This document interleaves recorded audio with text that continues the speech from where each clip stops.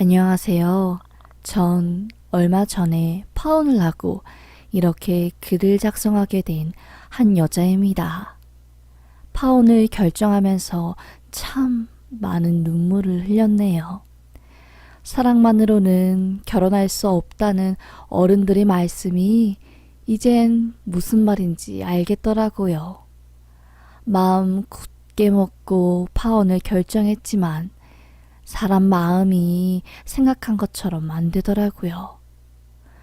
방 한 구석에 박혀 문을 꼭 닫고 펑펑 울고 있으니 그 무뚝뚝하던 아빠가 문을 열고 저를 부르시더군요. 영수가, 지금은 많이 힘들겠지만 아빠가 봤을 땐 참 잘한 결정이야.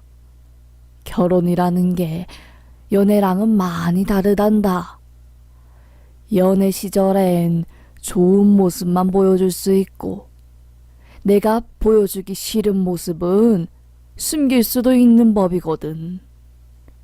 그런데 결혼은 그러지를 못해. 그래서 많은 사람들이 싸우고 이혼하고 힘들게 사는 거란다. 양가 집안이 합쳐지는 일이기 때문에 집안이 어떤 분위기인지 보는 것도 참 중요하단다.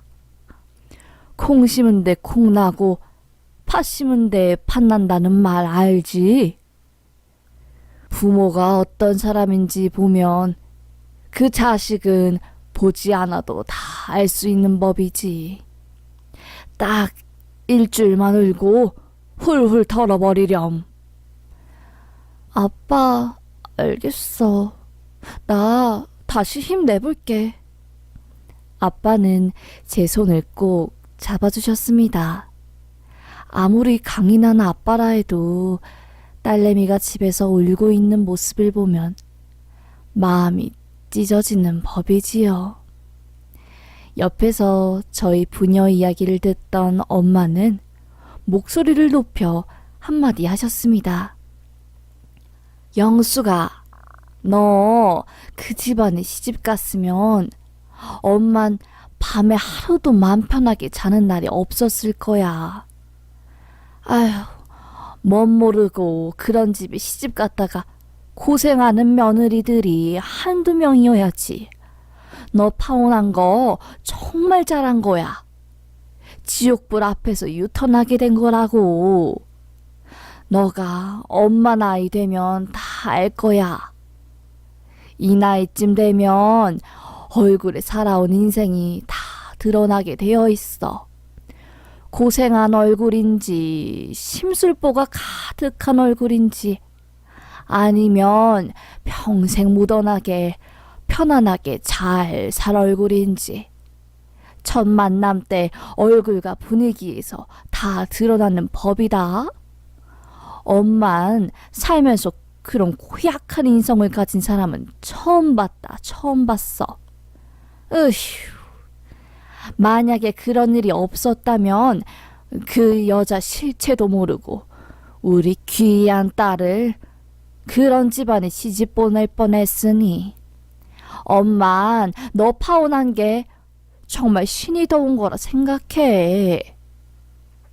부모님들조차 정말 잘하는 일이었다고 응원했던 저희 파혼 이야기는 제가 학원에서 보조 강사로 일할 때부터 시작되었죠.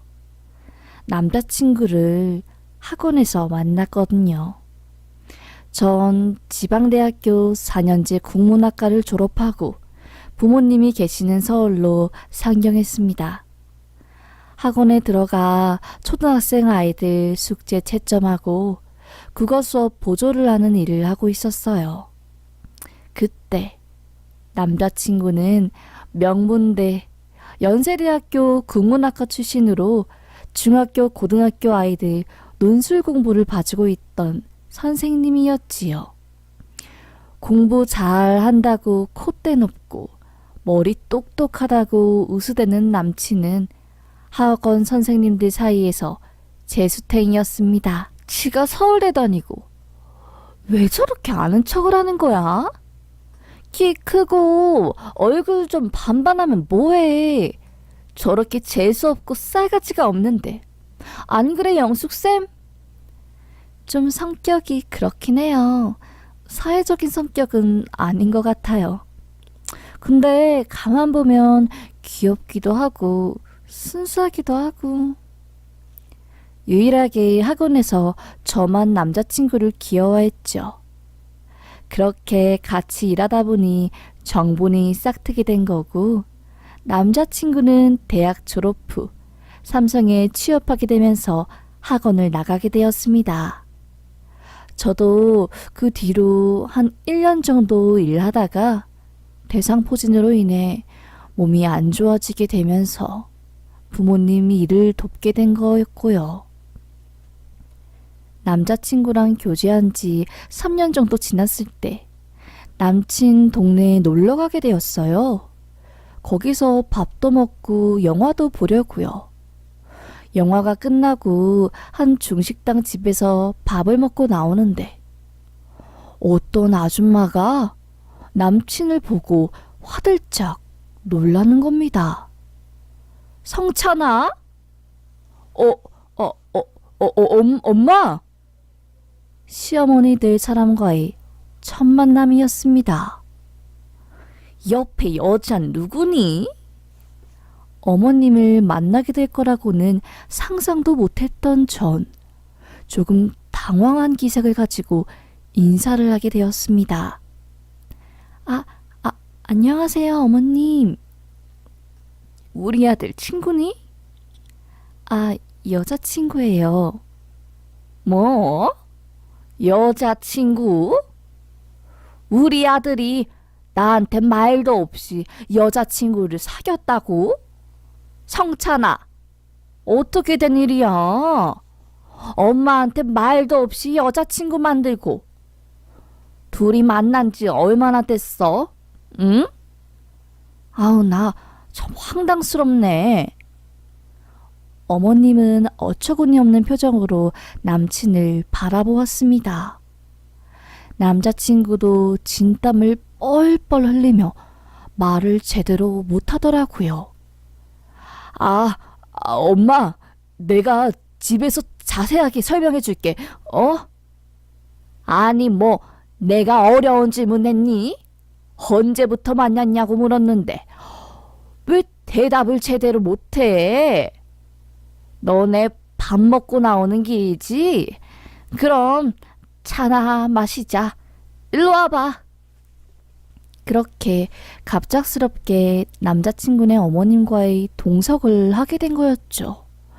카페에 앉자마자 시작된 어머님이 질문 폭격. 머리가 아찔했습니다. 우리 아들이랑 만난 진 얼마나 된 거니? 3년 좀 넘은 것 같아요, 어머님. 뭐? 3년? 아들은 나한테 여자친구 있다는 소리 한 번 없었는데.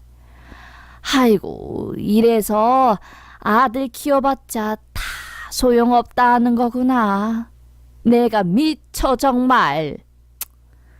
남친은 상황을 수습하기 위해 대화에 끼어들었죠.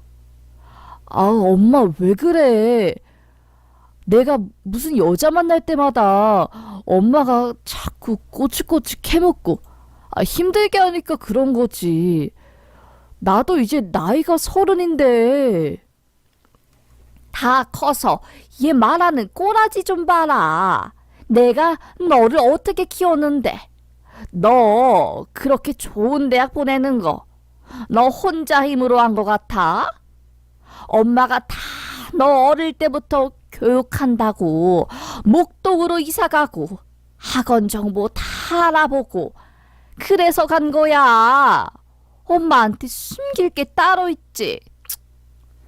알고 보니 어머님은 지독한 치맛바람으로 목동에서 유명한 아줌마였다고 합니다.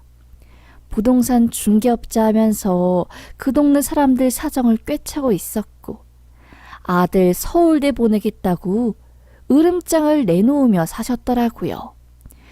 결국 서울대는 못 보냈지만 아들 연세대 보낸 걸 훈장처럼 생각하시는 분이었습니다.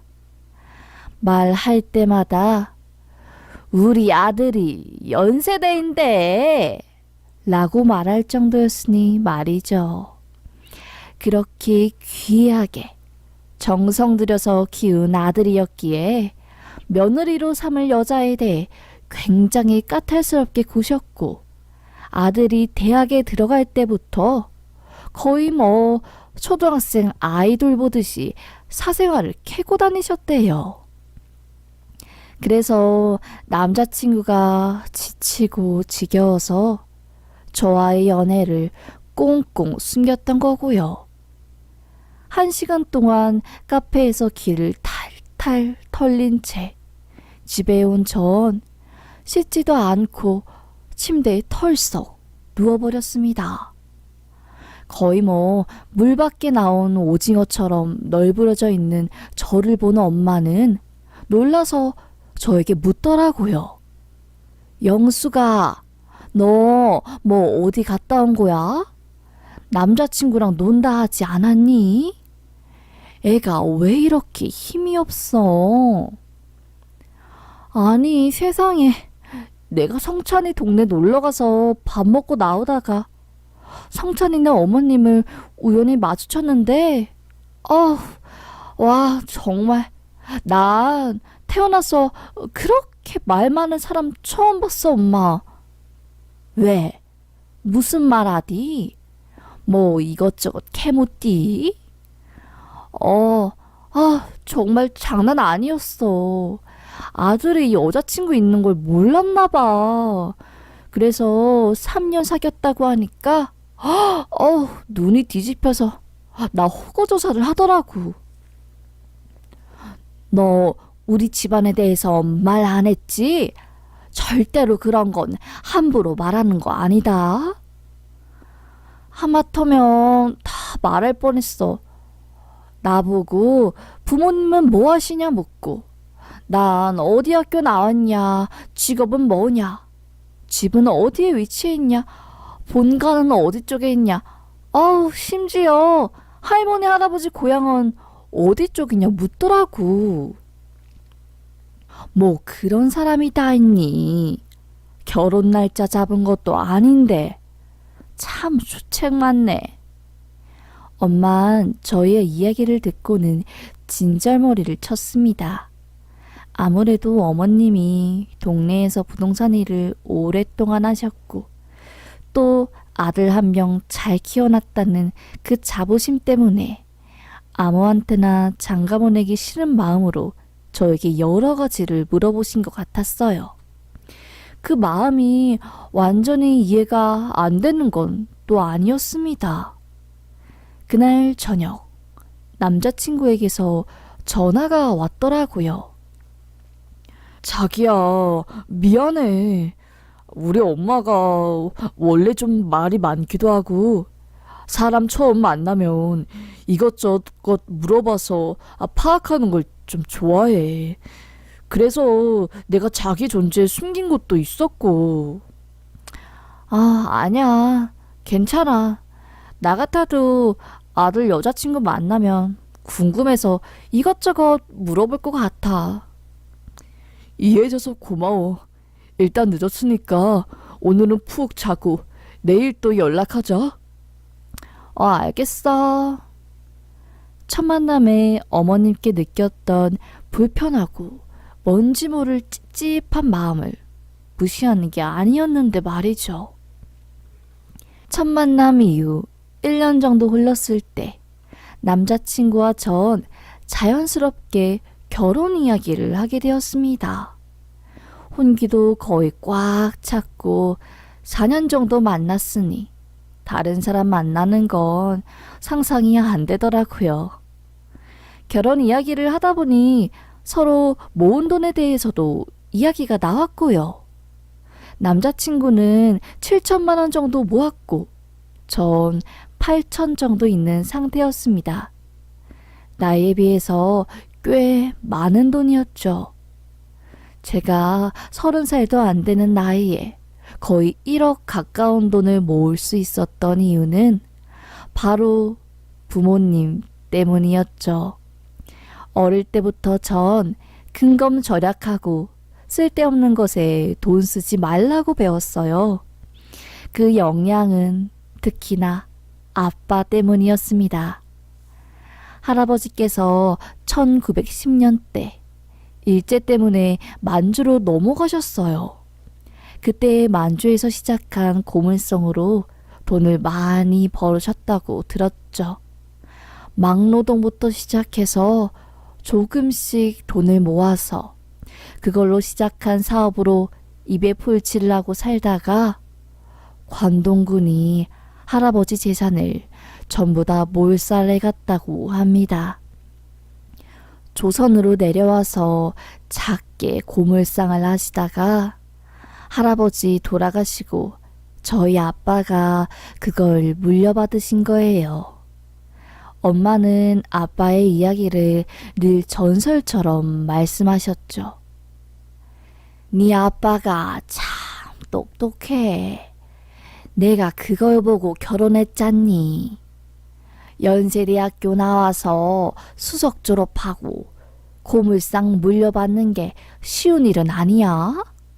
그때 할아버지가 하던 고물상이 잘 되는 것도 아닌데 네 아빠가 그걸 크게 키워놓고 떼돈을 벌었잖아. 아빠는 할아버지에게 물려받은 고물상을 이용해서 꽤나 큰 돈을 버셨습니다. 머리가 똑똑했던 아빠는 고철, 비철 등 돈이 되는 것들을 모아놓고 시세가 올랐을 때 한 번에 파셨어요. 그리고 경기도나 서울 외곽의 땅을 사서 또 고물을 모으셨지요. 어릴 땐 왜 쓰레기를 모으는 건지 라는 생각에 아빠가 이상해 보이기도 했답니다. 그런데 커서 보니 아빠가 똑똑하신 거였죠.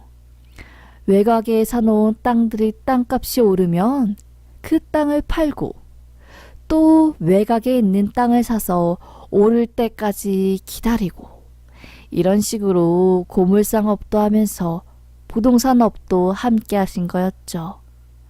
고물상이라는 게 혼자만의 힘으로는 안 되고 인맥도 필요하고 똑똑하기도 해야 하거든요. 사업을 하느라 많은 일을 겪었던 아빠는 그래서 그런지 항상 저에게 어릴 때부터 신신당부하던 말이 있었습니다. 사람이란 게 잘 될 때는 기고만장해져서 힘든 시절을 기억하지 못하는 법이야.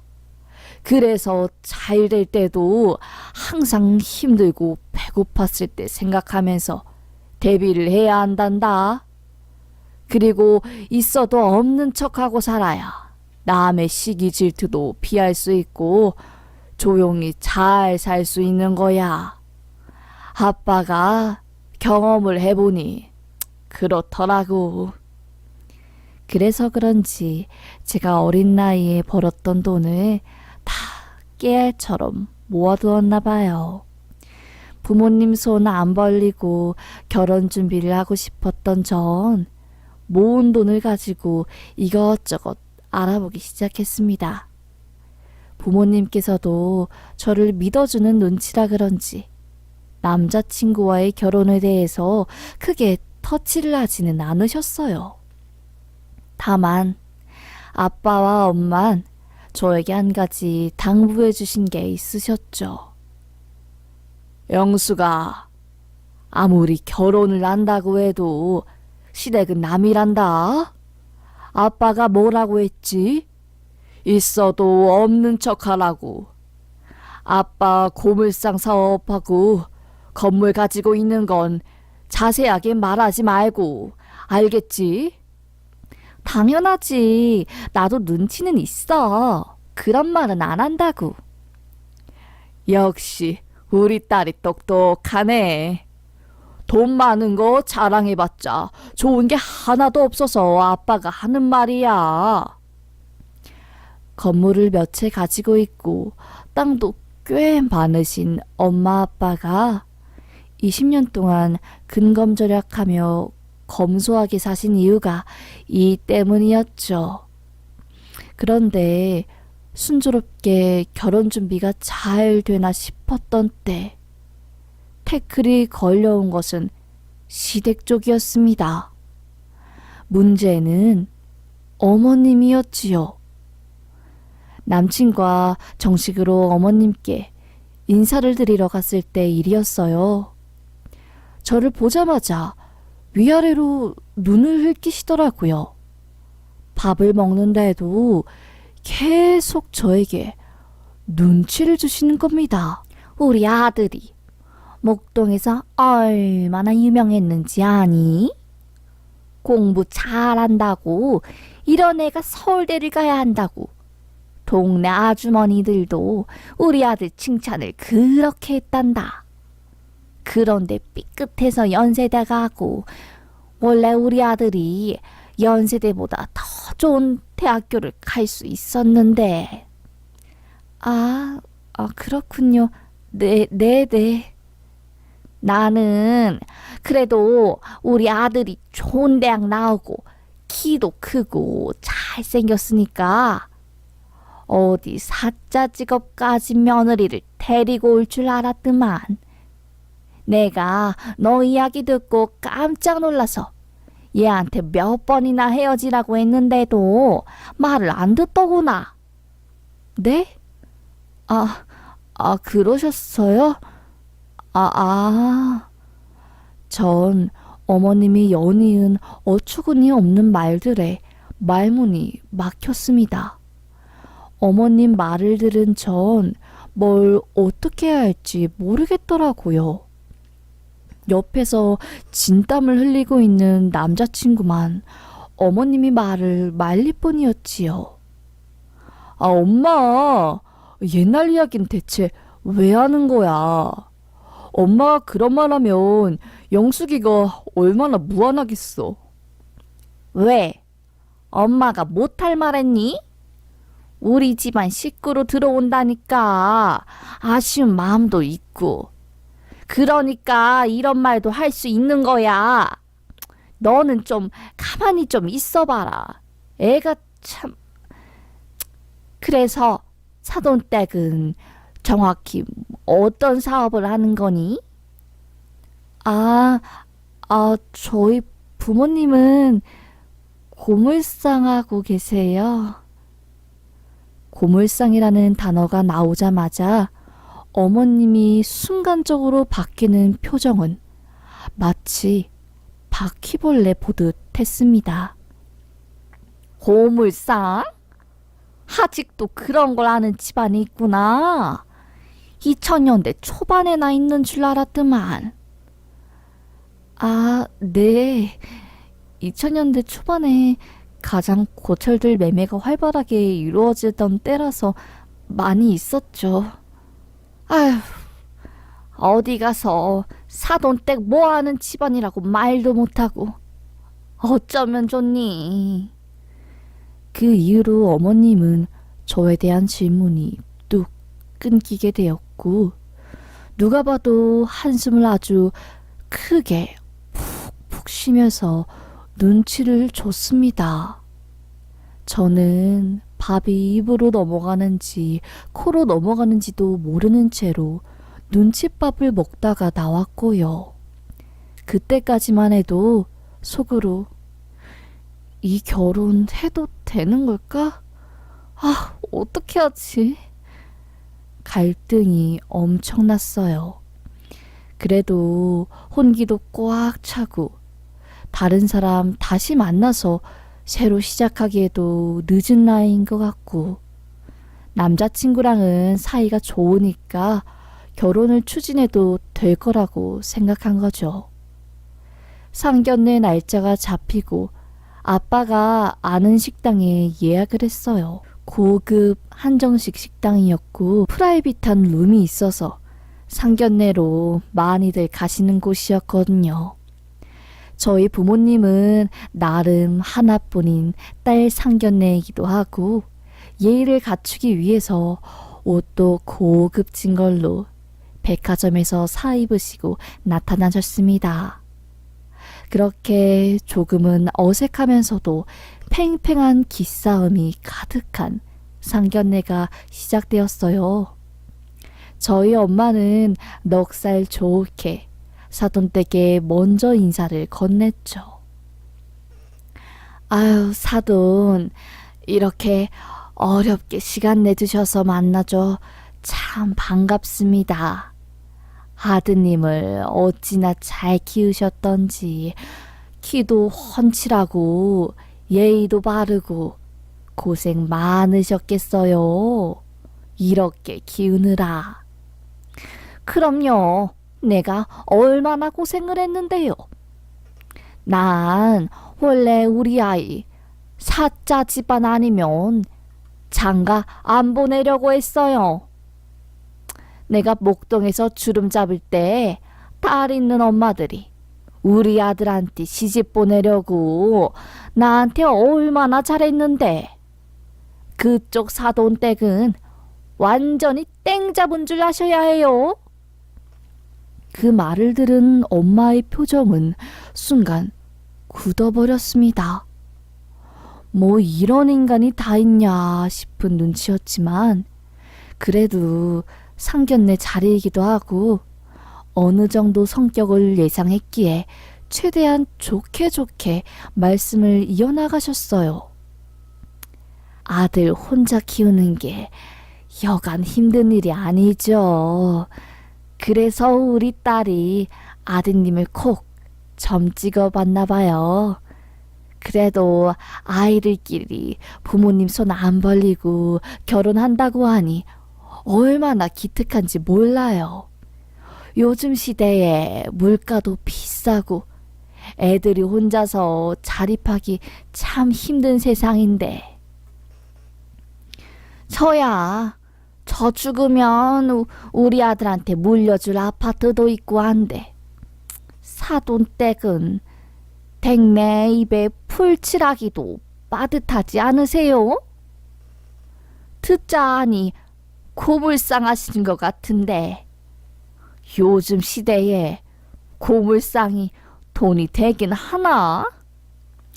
난 참 이제 와서 솔직하게 한마디 하는 거지만 우리 아들을 고물상하는 집안에 장가 보낼 줄은 꿈에도 몰랐습니다. 그래서 내가 애 결혼 말리느라 애를 엄청 썼어요.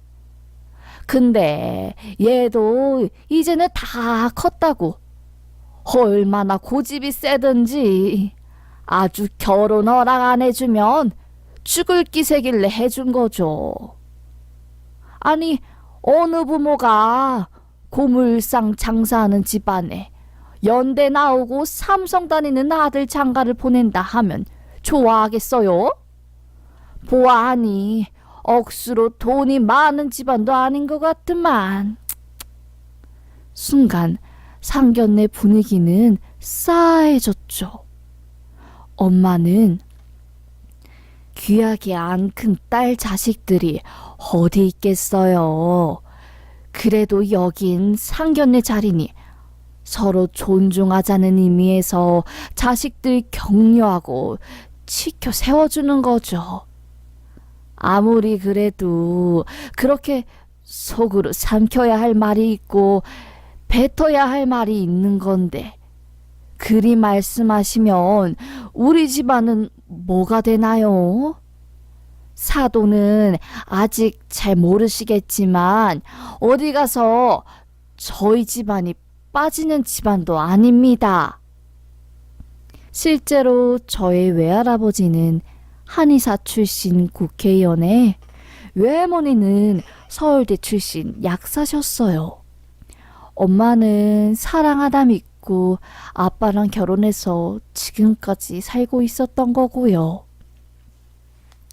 원래 고물상 하시는 분들이 없어도 있는 척 하는 거 아니겠어요? 고물상 파는 곳 앞에 가보면 죄다 외제차더만. 외제차라도 타야지 남들이 알아주니 그런 거 아니겠냐고요. 내가 뭐 없는 말 한 것도 아니고. 사돈, 참 해도 말씀이 지나치신 거 아니에요? 애들 앞에서 이런 모습 보여주는 것도 참 아닌 것 같고. 좋은 날에 이렇게 날선말이 오고 가는 게 맞는 건지 여쭙고 싶네요. 옆에서 보다 못한 아빠가 한마디 하셨죠. 여보, 너무 흥분하지 말고 내가 이제는 알아서 할게. 뭘 알아서 해요. 지금 우리 집안이랑 우리 딸은 완전히 아래로 보는데 내가 어떻게 참아요, 여기서. 제가 딸내미가 시집 간다 했을 때 그 의견 존중했습니다. 사이로 들어올 녀석이 어떤 아이인지는 자세히 묻지도 않았고요. 왜 그랬냐면 저는 제가 키운 우리 딸을 믿기 때문입니다. 우리 딸이 잘 크고 바른 사람이니 그런 아이가 고른 남편감이라면 안 봐도 괜찮은 아이라 생각했기 때문이었죠. 그런데 그런 우리 딸이 집안까지 보는 눈은 없었나 봅니다. 저희 집안도 경우라는 것을 많이 따지거든요. 경우가 없는 지금 같은 상황에서는 결혼시키는 것을 한 번 더 고려해봐야 할 것 같습니다. 식사도 다 드신 것 같은데 오늘 만남은 여기까지 하는 걸로 하죠. 저도 우리 딸이 어디 가서 사랑받고 이쁨 받으면서 결혼 생활하길 바라지, 이렇게까지 앞이 훤히 내다 보이는 결혼을 시키기가 참 힘들 것 같네요. 사실상 아빠는 파혼 선언을 한 거나 마찬가지였습니다. 옆에서 듣다 못한 남자친구는 아버님 죄송합니다. 정말 그게 아니라 엄마 제발 좀 미치겠네. 진땀을 뻘뻘 흘리며 상황을 수습하려 했지만 이미 물은 엎질러진 상태였지요. 아빠가 먼저 자리를 떴고 엄마는 제 손을 잡고 상견례장을 나섰습니다. 상견례 자리에서 과묵하게 모든 상황을 지켜보던 아빠가 한마디 하시며 먼저 자리를 뜨니 어머님도 상당히 당황한 기색이 역력하시더라고요. 남자친구는 저를 뒤따라 나왔고요. 아빠가 계산을 하려고 하는 순간 주방 쪽에서 한 요리사분이 나오셔서 놀란 눈으로 저희를 쳐다보더라고요. 대표님, 음식이 입맛에 안 맞으셨어요? 오늘 대표님 오신다고 특별히 신경 좀 많이 썼는데 죄송해서 어쩌죠? 아니네, 최 사장. 최 사장 음식은 맛이 좋았어. 장사가 잘 되는 것 같아서 나도 기분이 좋구만. 저희 장사 잘 되는 건 다 대표님 덕분이죠. 대표님이 없었으면 제가 이렇게 잘 될 수 있었겠어요? 저 힘들 때 건물 월세도 다 탕감해 주시고, 특히 코로나 때문에 정말 죽고 싶었을 때 대표님 없었으면 저 진작에 빗장이 됐을 거예요. 하하, 아니네. 어려울수록 돕고 살아야지. 자네가 열심히 일하고 어떻게든 살아보려는 모습에 나도 좋은 기운 받을 수 있으니 상부상조한 거 아니겠는가? 오늘 얼마 나왔는가? 계산해야지. 아닙니다. 그냥 가셔도 됩니다. 에이 참, 밥값은 줘야지. 한 사람당 10만 원이 넘는 식당에서 거의 70만 원 가까운 돈을 일시불로 긁은 아빠는 총 주방장 어깨를 툭툭 치면서 식당을 빠져나왔어요. 예비 시어머님은 그 모습을 보고 눈이 아주 휘둥그레져서 이게 무슨 일인가 하고 상황 파악을 하고 나셨고요. 그때 식당 총 주방장님이시자 사장님이 저희 엄마에게 한마디 하셨습니다. 사모님께도 참 감사합니다. 대표님이 아니었으면 이렇게 성장하지 못했을 거예요. 착한 건물주에 돈이 그렇게 많으신데도 늘 검소하시고, 참 저희 어머님도 항상 대표님에게 감사하다고 전해달라 하시거든요. 정말 감사합니다. 아니네요. 다 젊은 사람이 열심히 해서 이렇게 번듯하게 가게 키운 거지. 바깥 사람이랑 나는 한 게 없지요. 우리야 이미 살 만큼 살았고 돈 더 벌어봤자 쓸 곳도 없으니 그저 이웃 잘 먹고 건강하게 살 수 있도록 도움 줄 수 있는 부분이 있으면 돕고 그 정도뿐이지요. 아무튼 간에 오랜만에 와서 이렇게 일찍 나가게 돼 참 미안하게 되었네. 나중에 남편이랑 같이 사람들 데리고 와서 한 번 더 올게요. 열심히 일하고 있어요. 감사합니다, 사모님. 조심히 들어가십시오. 건물주, 대표님, 땅보자 등등의 단어가 사장님 입에서 나오니 순간 시어머님의 표정이 굳더라고요.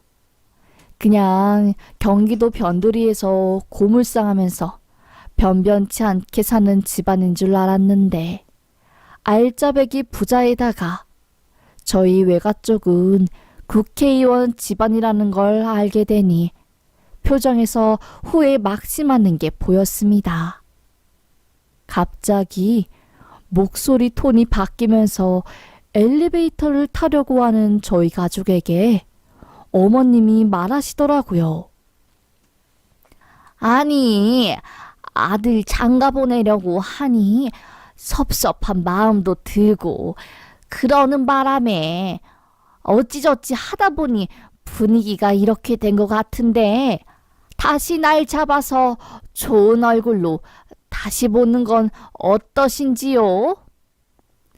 엄마와 아빠는 시어머님이 안절부절하는 목소리를 듣고 대답도 하지 않은 채 그저 목으로 간단한 인사만 하고 엘리베이터를 타고 식당을 나갔습니다. 웃긴 게 뭔지 아세요? 엘리베이터 문이 닫히자마자 예비 시모가 제 남자친구에게 화를 내는 소리가 쩌렁쩌렁 울려 퍼졌습니다. 성찬아, 이게 다 무슨 소리니? 아휴, 내가 미쳐 정말. 너가 알고 있는 청보는 똑바로 다 말을 해야 엄마가 뭘 하든 말든 할 거 아니야. 나도 몰랐어. 건물주의 땅부자인지 내가 어떻게 알았겠어. 여자친구가 말을 안 해주는데. 아휴, 아까워서 이걸 어쩌니. 어떻게 잘 좀 다시 좀 해봐. 내 추둥이가 추책이지. 아휴. 엄마는 차에 타자마자 화를 내셨습니다. 영수가 뭐 저런 여자가 다 있니? 상견례 앞에서 남의 딸 흉보고 집안 무시하는 게 사람이 할 도리니? 참 별의별 사람이 다 있구나. 아빠도 한마디 거두셨죠. 딸, 사람이 말이야. 경거망동한 사람은 남자고 여자고 다 피하는 게 좋아. 더구나 그런 사람을 시어머니로 모신다면 얼마나 너가 앞으로 결혼 생활하면서 힘든 게 많겠니? 아빠는 사실 사돈댁 얼굴 보자마자 인상이 안 좋아서 걱정이 앞섰단다. 얼굴에 붙은 심술보에 어딘가 사람을 분석하고 따지려고 하는 모습이 보이더구나. 차라리 오늘 상견례 자리가 이렇게 뒤집어진 게 참 잘된 거라고 본다. 아빠는. 알겠어, 아빠. 차 뒷좌석에 탄 전 심란하기도 하고 부모님에게 미안한 마음에 눈을 감고 꼭 있었습니다. 목으로 울음을 삼켰던 것 같아요. 집에 가자마자 스드메 예약한 곳에 전화를 해서 예약 취소를 했고, 식장 알아본다고 예약 날짜 잡아놓은 것도 전부 다 취소를 했어요. 저도 바보 같았던 게 그렇게 시모가 제 앞에서 저희 집안을 무시하고 저를 사람 취급도 안 하는 모습을 보고서도 정 때문인지 남자친구가 그립고 힘들더라고요. 그래서 파혼한 뒤엔 방에서 몇 날 며칠을 알아 누웠던 것 같아요. 그러다 완전히 마음을 강하게 먹고 헤어지게 된 계기가 생긴 거죠. 남자친구는 파혼 뒤에 저에게 전화를 몇 번이나 해서 제 마음을 돌려놓기 위해 엄청 노력했습니다. 영수가 미안해. 우리 엄마가 나 10대 때도 동네에서 유명했어. 그런 것 때문에 나도 스트레스를 많이 받았는데 우리 결혼까지 이렇게 영향을 미칠 줄은 몰랐다. 내가 어머님 아버님 찾아가서 무릎이라도 꿇으면 안 될까? 너랑 이렇게 헤어지는 게 너무 힘들어. 나 죽을 것 같아. 나도 너무 힘든데 우리 부모님이 강경하셔서 안 될 것 같아. 미안해. 우리 마음 굳게 먹고 헤어지자. 그만하자. 서로 다른 사람 만나자. 제 말을 들은 남자친구는 전화를 끊었죠. 그런데 웃긴 게 뭔지 아세요? 알고 보니 전화가 계속 연결이 되어 있었던 겁니다. 수화기 너머로 어머님 목소리가 들려오더군요. 걔가 뭐래? 넘어왔어? 너 사돈댁에 인사하러 가도 된대? 좀 더 애처롭게 해보지 그래. 엄마가 실수했다고 너가 싹싹 좀 더 필어봐. 어머님과 남자친구는 저를 붙잡기 위해서 둘이 머리를 쓰고 저에게 계속 전화를 한 거더라고요. 전 저희 집안이 부자인 걸 알게 되자 태도가 싹 바뀌어서 다시 애걸복걸하는 모습을 보니 남아있던 정남이도 싹 떨어졌습니다. 전 그날 바로 핸드폰에서 남자친구 전화번호를 차단하고 지워버렸어요. 다행인지 불행인지 주변 사람들에게 결혼한다고 떠벌리지 않아서 저희 파혼 소식을 아는 사람도 몇 안 되었고요. 아빠는 제 이야기를 듣자마자 한숨을 푹 쉬면서 말씀하시더군요. 영수가 사람이 바뀐다는 게 참 쉽지가 않아. 남자들이 바뀔 테니까 한 번만 봐달라는 말은 달콤한 속임수에 불과한 거야. 너가 오랫동안 사귀다가 결혼을 앞두고 헤어져서 마음이 참 아프겠지만 나중에 먼 훗날에 보면 이번 일도 너에게 약이 되고 살이 될 거라는 걸 아빠는 장담한다. 오히려 이런 일을 겪었기 때문에 너가 남자 보는 눈을 더 키울 수 있다고 본다. 아빠는. 있어 보이는 사람한테는 설설 기고 없어 보이는 사람한테는 기고만장하게 무시하는 인간들은 가까이 두지 않는 게 현명한 거야. 참 잘했어. 결혼이라는 게 쉽지 않지. 집안과 집안이 만나는 일이라서 그래. 원래 결혼 전에 이렇게 파혼하는 경우도 많으니 속상해하지 말고 눈물 뚝 그치고 우리 딸, 아빠가 우리 딸 뒤에서 든든하게 지켜주고 있는데 두려울 게 뭐가 있겠어.